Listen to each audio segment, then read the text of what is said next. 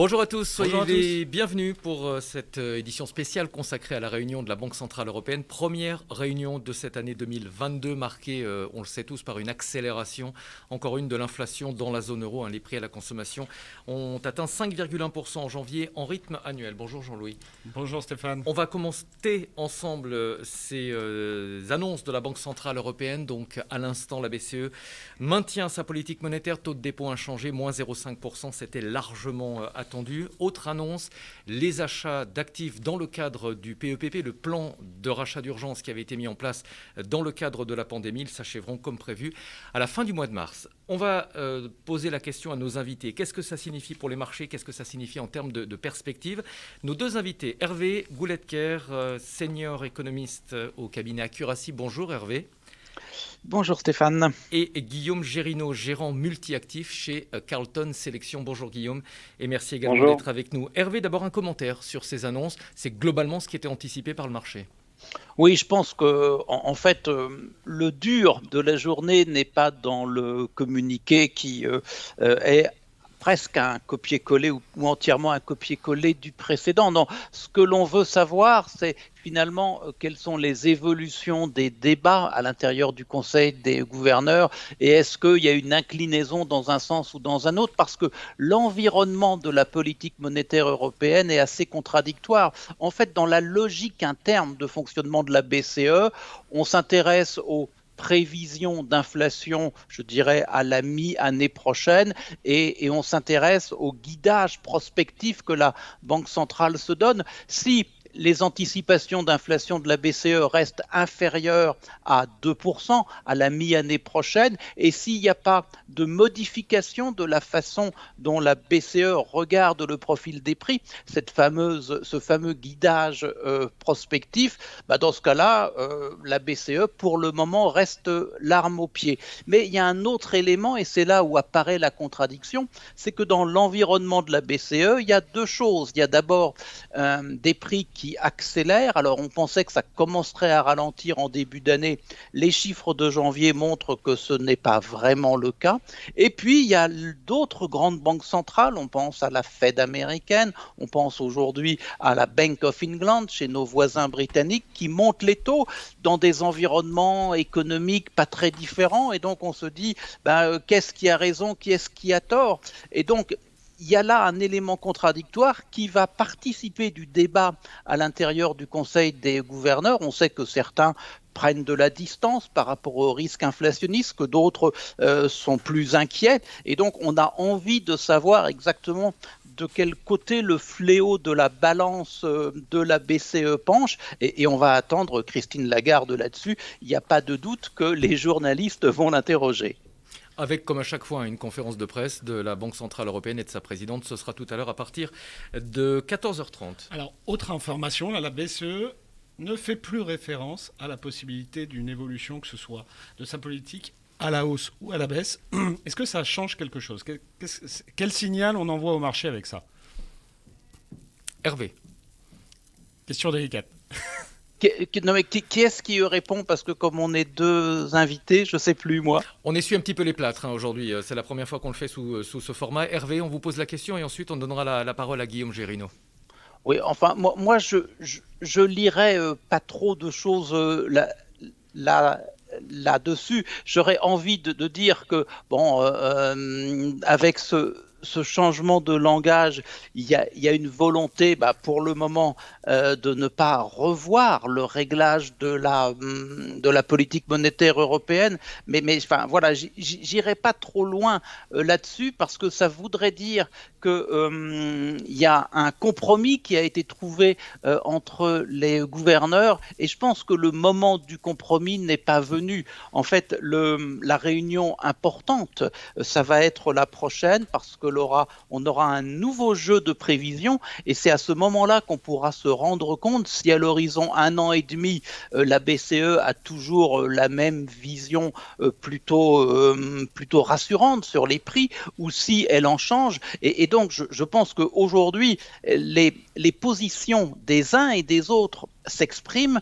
mais le compromis n'est pas encore fait. Et donc, je dirais que dans les quelques 7 semaines qu'on a devant nous, dans l'attente du prochain Conseil des gouverneurs, il est sans doute vraiment trop tôt pour trancher une décision.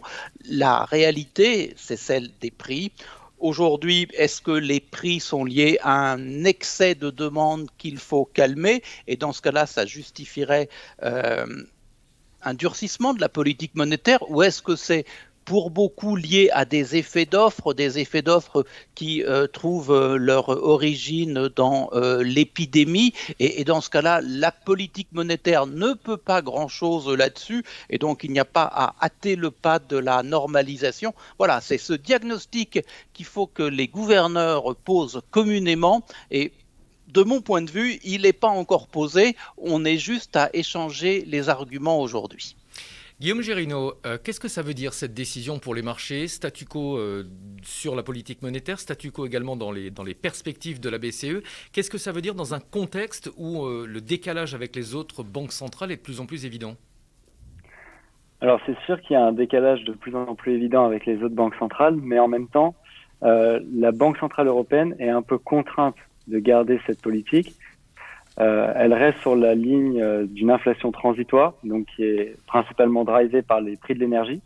Donc ça, c'est une composante qui ne va pas rester indéfiniment. Aussi, il faut rappeler qu'il n'y a pas de hausse de salaire, donc c'est une inflation qui n'est pas auto-entretenue. Et la BCE, elle est quand même contrainte, avec les niveaux d'endettement public, de garder des taux d'intérêt long terme bas et des taux réels négatifs. Donc ça, c'est quelque chose à laquelle on s'attendait. Et en termes d'investissement, pour nous, c'est vraiment le signe qu'il faut rester sur des valeurs de qualité qui arrivent à passer cette hausse des prix et cette inflation sur les consommateurs tout en ne perdant pas leur marge. C'est-à-dire, on a beaucoup entendu parler de ça sur les marchés ces derniers temps. C'est quoi? Il faut passer un peu plus des valeurs dites value plutôt que des valeurs dites grosses. Donc, en gros, les valeurs grosses, la tech, on va un peu plus sur des choses plus consensuelles. J'en sais rien, Vinci, des concessionnaires, enfin voilà, des choses structurellement plus sur la valeur que sur la croissance. Alors, pas forcément, parce que sinon, vous avez sur la croissance en Europe, on peut appeler ça de la croissance, les valeurs du luxe, qui, elles, ont un bon pricing power, qui arrivent à passer la hausse des coûts sur le consommateur. Donc ça, c'est des valeurs de croissance, par exemple, qu'on peut garder en portefeuille. Après, nous, on regarde chez Carlton aussi la value européenne, mais pas la deep value, de la value de qualité. Donc, on aime beaucoup l'automobile, qui a été assez délaissée pendant les périodes précédentes et qui, aujourd'hui, a des fondamentaux solides et des valorisations attractives, avec une demande qui est au rendez-vous. Donc, il y a de la value à prendre, bien sûr, mais les valeurs de croissance ne sont pas à jeter. Et nous, on pense qu'en Europe, les valeurs de croissance ont quand même un intérêt très important dans les portefeuilles. Hervé Gouletker, Guillaume a souligné un point intéressant, c'est le niveau des dettes publiques en Europe. Ça aussi, c'est une contrainte pour la BCE et c'est quelque chose qui l'incite à être la plus attentiste possible.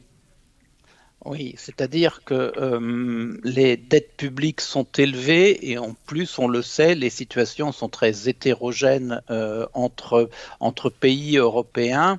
Et donc, si on devait avoir un choc de remontée importante des taux d'intérêt à long terme, il est clair que les pays financièrement les plus fragiles, ceux de la périphérie, souffriraient le plus, et dans ce cas-là, on attend, comme cela a été le cas depuis la crise souveraine donc, de 2011-2012, on s'attendrait à ce que la BCE soit là pour assurer le bon fonctionnement des marchés de capitaux européens et donc intervenir pour que les écarts de taux n'aillent pas en augmentant de trop. Donc on voit bien que l'on a ce schéma en tête, mais ce qui sous-tend la capacité d'agir ainsi, c'est que évidemment la BCE soit en mesure de le faire, et pour qu'elle soit en mesure de le faire, il faut que les pressions sur les prix restent faibles, ce qui lui permet de garder un réglage accommodant. Et donc on voit bien la contradiction dans laquelle la BCE pourrait se trouver si d'aventure demain on avait à la fois un choc d'accélération des prix plus durable que ce qu'elle croit être le cas jusqu'à maintenant, et pour une raison ou pour une autre, eh bien, des inquiétudes des marchés sur le niveau de la dette publique dans l'ensemble de la zone euro, et encore plus sur les écarts entre les différents niveaux pays par pays, parce que si la BCE donne la priorité à l'inflation, elle montera ses taux, et dans ce cas-là, eh ben, les pays les plus fragiles seront les plus pénalisés. Que fera-t-elle pour les aider?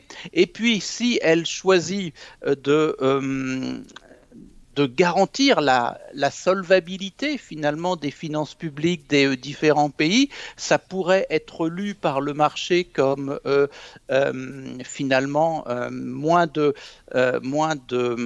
capacité d'action pour lutter contre cette inflation trop forte. Et dans ce cas-là, c'est la crédibilité de la politique monétaire européenne qui pourrait être remise en cause. Donc on voit bien qu'il y a une espèce de jeu entre Carib et Scylla dans cette histoire, et la BCE n'a aucune envie d'être mise dans un corner de cette nature.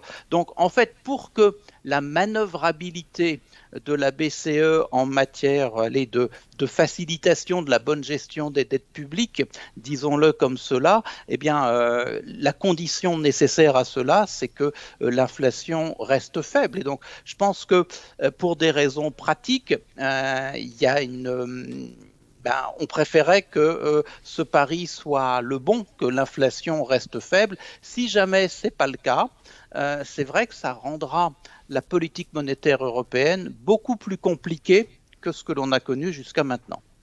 Alors, je reviens vers vous, Guillaume. Pour être clair, est-ce que finalement, hein, c'est un peu ce que dit Hervé, est-ce que la BCE ne redoute pas finalement qu'avec une remontée des taux, finalement, elle va déclencher une nouvelle crise de la dette comme on avait connu il y a quelques années? Voilà, est-ce que c'est pas ça la question? Est-ce que la BCE ne se sent pas totalement coincée entre l'inflation d'un côté et l'endettement public de l'autre? Alors nous, c'est ce qu'on pense à Carlton, c'est que la BCE, pour nous, elle a 3 objectifs: la stabilité des prix, mais elle a aussi la stabilité financière et empêcher une crise des dettes. Et donc elle va devoir choisir, et elle a choisi aujourd'hui, la stabilité financière et empêcher une crise des dettes. Donc nous, on pense que elle a fait le bon choix, parce que l'inflation, elle n'est pas si, on va dire, pas si persistante et pas si durable que ça. Donc, bien sûr, elle est piégée par les niveaux de dette qui sont immenses, et ça l'empêche de monter les taux. Donc, nous, on pense effectivement que les garder, les maintenir à ce niveau-là, c'était une bonne décision. Et en effet, l'inflation n'étant pas durable, monter les taux, c'est quand même prendre le risque que le marché réagisse négativement, comme on a pu le voir lors du dernier comité de la Fed. Dès que Powell a adopté un ton un peu plus hawkish et un peu plus dur vis-à-vis du resserrement monétaire, le marché a directement réagi. Donc bon, ça a été tempéré ensuite avec des gouverneurs de banques centrales régionales, mais l'impact des politiques monétaires cette année est vraiment au centre des débats et au centre de l'attention des investisseurs. Est-ce qu'il peut y avoir une question que je me posais, est-ce qu'il peut y avoir une voie médiane pour la BCE là-dessus, sur la question des dettes publiques, finalement en ayant un programme de rachat de dettes publiques, que ce soit secondaire ou primaire, et en relevant les taux par ailleurs? Est-ce que c'est quelque chose de potentiellement envisageable ou pas du tout? C'est potentiellement envisageable, mais je pense qu'à moyen terme, à court moyen terme, la BCE va rester, ne bougera pas ses taux et restera sur son programme d'achat, restera en statu quo sur son programme d'achat. Nous, on pense que à court terme, en tout cas sur l'année 2022, la Banque centrale est assez contrainte par tout l'environnement économique, et aussi par le fait que la croissance et l'emploi sont en train de repartir, mais ça reste quand même fragile. Donc il ne s'agirait pas de casser tout cet élan positif avec des restrictions monétaires. Guillaume, jusqu'à quel point la BCE peut jouer sa propre partition et être en décalage avec les autres banques centrales? On le voit bien, la Banque d'Angleterre a encore relevé ses taux, 50 points de base, ça a été annoncé en début d'après-midi. La Fed s'apprête à le faire, Le consensus, c'est une hausse des taux aux États-Unis dès le mois de mars. Jusqu'à quel point la BCE, elle, peut rester sur le statu quo? On sait bien qu'à long terme, ça va forcément fragiliser l'euro par rapport au dollar. Bien sûr, alors ça, c'est quelque chose qui est très regardé. Mais je pense que la BCE a quand même un temps de retard par rapport à la Fed, et ce depuis très longtemps. On a quand même un retard par rapport à la Fed. Et pour ce qui est de la Banque d'Angleterre, c'est la banque d'un pays. La Banque centrale, c'est une banque d'une union avec beaucoup de disparités au sein des différents pays qui composent cette union. Donc, prendre des décisions, c'est aussi tenir compte de toutes les économies qui sont à l'intérieur de cette zone. Donc, je pense que ce décalage entre la Banque centrale européenne et la Banque centrale d'Angleterre et la Fed peut durer encore 1 ou 1 an et demi. Hervé, est-ce qu'on peut parler rapidement du risque géopolitique ? Vous pensez que c'est quelque chose que la BCE a intégré dans sa décision, la crise en Ukraine, qui peut, on l'espère pas, mais qui peut déraper ? Ça serait contre-productif de relever ces taux de manière prématurée si c'est pour les baisser en catastrophe en raison d'une crise qui dégénère ? En fait, il y a deux éléments. Il y a un élément prix et puis il y a un élément confiance, les deux menant à l'activité. C'est vrai que la tension géopolitique à l'est de la zone euro, c'est quelque chose qui participe des pressions à la hausse sur le prix du pétrole, sur le prix du gaz. Et donc ça, à la fois, c'est évidemment des prix plus élevés, et le mois de janvier l'a montré. Et puis, à la fois, c'est une ponction sur le pouvoir d'achat, donc c'est moins de croissance. Et puis, de l'autre côté, il y a l'effet confiance, incertitude internationale, prix plus élevé. Évidemment, ça participe, là encore, au renforcement d'une pression dans le sens du ralentissement de l'activité. Donc, tout ça, c'est une fois de plus contradictoire pour la BCE. Ce qu'on peut dire, c'est que l'expérience des longues années passées, j'allais dire des décennies passées, montre qu'une banque centrale, aujourd'hui, dans un contexte où les anticipations inflationnistes restent bien ancrées, eh bien, a tendance, face à une montée des prix, à privilégier l'aspect sous forme de ralentissement de l'activité plutôt que le risque d'une inflation pérenne. Donc c'est vrai qu'à aujourd'hui, si on considère que les comportements passés valent encore pour aujourd'hui, eh bien ça devrait la rendre prudente. De ce côté-là, vous avez raison. Toute la difficulté, c'est que comme les prix montent déjà depuis un certain temps, et pas que pour des raisons d'énergie ou de produits alimentaires, elle pourrait se dire, mais mon Dieu, ça fait un élément supplémentaire de pression haussière sur les prix. Est-ce que les anticipations, le bon ancrage des anticipations va pas être remis en cause? Et dans ce cas-là, eh bien, le comportement qu'on a observé par le passé ne serait pas celui que l'on a demain. Donc, on voit que tout ça est un peu compliqué et il y a beaucoup de jugements. Moi, j'aurais tout de même tendance à dire que la Banque centrale européenne, en la matière, reproduirait le type de comportement que l'on a connu par le passé. On a une question d'un internaute, merci, c'est Lapointe Hadis qui nous pose cette question. Alors, faut-il privilégier les actions européennes ou françaises qui ont tendance, en tout cas, à surperformer le marché américain depuis quelques jours, voire quelques semaines? Je ne sais pas lequel d'entre peut-être davantage une question pour Guillaume. Donc, alors, c'est une très bonne question, en effet. C'est vrai que le marché européen et notamment français a surperformé le marché américain, mais ça, on va dire que c'est un peu du fait de la composante technologique américaine. C'est des actions qui sont très sensibles au taux d'intérêt. Étant donné qu'il y a une remontée de taux à venir aux États-Unis, ces actions ont souffert. Alors oui, on pense qu'en Europe, ça va être une année plutôt positive. En France aussi, par contre, on est certain d'une chose chez Carlton, c'est que ça va être une année où il va falloir être très bon en stock picking, c'est-à-dire en choisissant des bonnes valeurs, des valeurs avec des bons fondamentaux, qui arrivent à avoir un bon pricing power, donc répercuter la hausse des coûts sur leurs consommateurs, et surtout qui ont des grosses barrières à l'entrée. Donc nous, ce qu'on voit, c'est que sur le marché en ce moment, les valeurs qui déçoivent et qui n'ont pas les résultats attendus sont très sévèrement sanctionnées, que ce soit aux États-Unis ou en Europe. Et c'est en particulier vrai aux États-Unis. Donc on pense qu'il faut être excellent dans le stock picking et très très sélectif. Et les valeurs européennes ont des valorisations qui sont plus attractives. Il y a une croissance qui est aussi très forte en Europe. Donc oui, c'est une bonne année pour le facteur qualité en Europe, selon nous. Merci beaucoup, Guillaume Gérino, gérant chez Carlton Sélection. Merci à vous également, Hervé Gouletker, conseiller économique du cabinet Accuracy. À suivre la conférence de la Banque Centrale Européenne, ce sera tout à l'heure à 14h30, donc potentiellement d'autres annonces à suivre en provenance de la BCE. Et puis sur l'antenne de BFM Business, l'actu marché à suivre à partir de 15h, ce sera BFM Bourse avec Guillaume Sauvrer. Merci beaucoup, Jean-Louis. Merci à vous, à très bientôt sur Twitch. Au revoir. Merci.